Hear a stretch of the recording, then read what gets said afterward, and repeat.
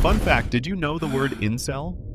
A term that's become almost a weapon online wasn't even created by a man. It was first coined by a woman named Elena, and her original definition was not hateful or mocking at all.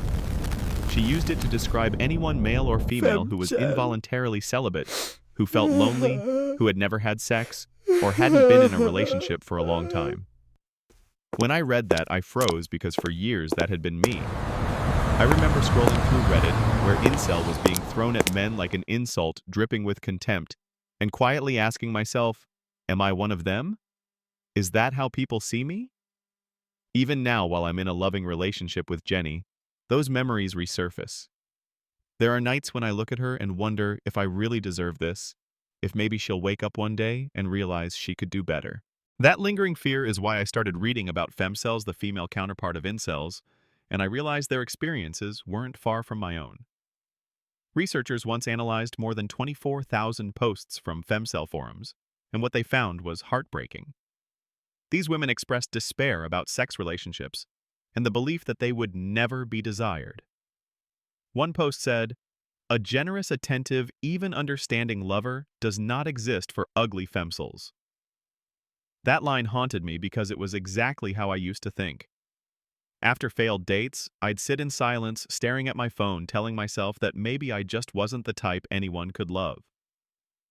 People online might mock incels and femcels, but when you're in that space, it feels like drowning in plain sight, watching others fall in love and build families, while you wonder if you're invisible. Even now, lying next to Jenny, I sometimes feel like an imposter, terrified she'll realize I'm not enough.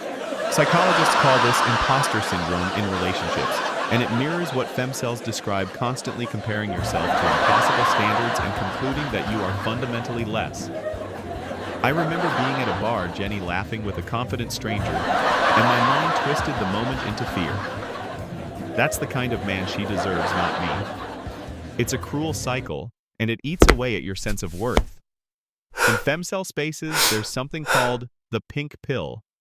It's their counterpart to the male red pill, but instead of focusing on power, it focuses on beauty standards. The pink pill insists that women who don't fit society's ideal youthful, thin, effortlessly stylish, are doomed to loneliness, no matter how kind or intelligent they are. It's an example of learned helplessness, when rejection becomes so ingrained that you stop trying. And men have their version too, being judged by height, income, or social status. I lived under that shadow.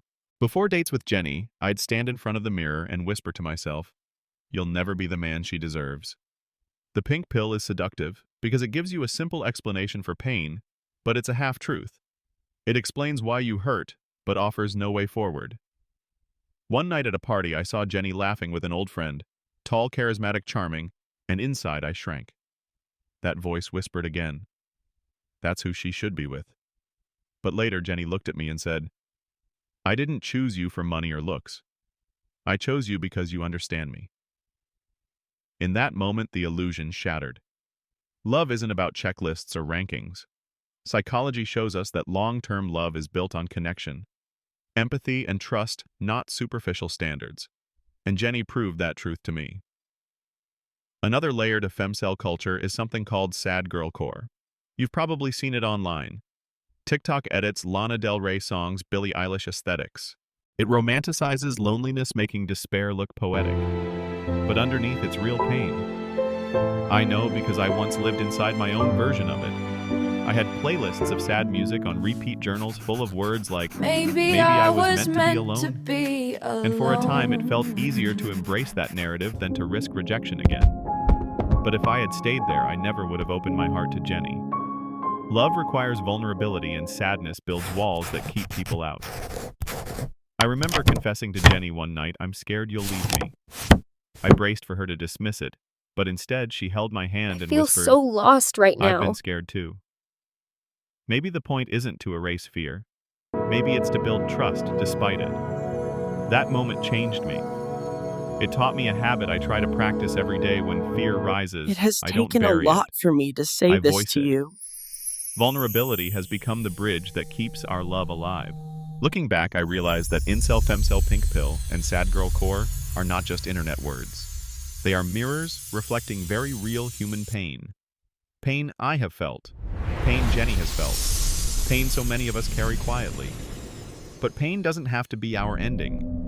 Love showed me that my value isn't in my height, income, or social status.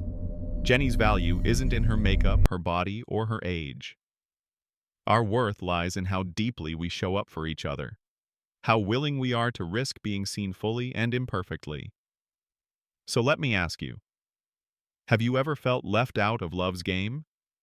Have you ever believed you weren't enough? And what helped you keep going? Share your story, because maybe your story will be the light for someone else who is still in the dark.